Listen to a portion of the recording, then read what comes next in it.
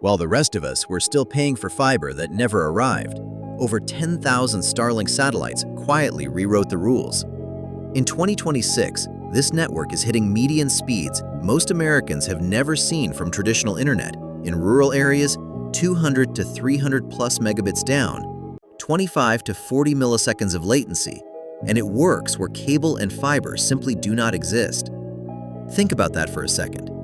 Traditional internet still wins in dense cities on raw speed and rock-bottom latency.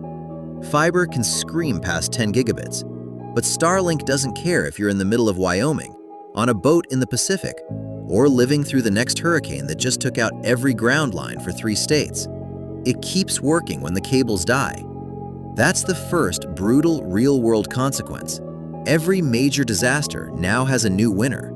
Starlink became the lifeline in places governments couldn't reach fast enough. One company's satellites did what entire telecom empires couldn't. And here comes the mind-bending escalation. Those 10,000 satellites are only the beginning.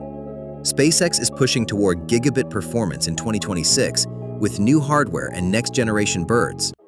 Traditional ISPs are suddenly feeling the heat in markets they used to own by default. Rural America is no longer stuck with decade-old DSL. But nothing this powerful comes without a darker implication.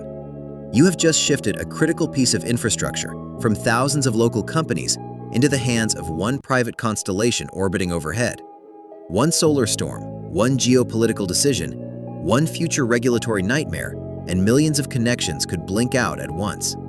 The same technology that saves you in a blackout now makes you dependent on orbital infrastructure no one fully controls except SpaceX. That's the twist nobody wants to say out loud. Traditional internet is safer in stable cities, but fragile everywhere else.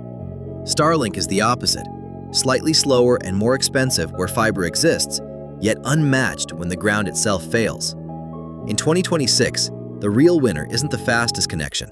It's the one that still works when everything else collapses. So the terrifyingly important question becomes, when the next big disruption hits, whose internet are you actually betting on? The full picture is bigger, darker, and more urgent than most people realize. What do you think? Would you switch to Starlink tomorrow if it was available? Drop your honest answer below. We read every comment.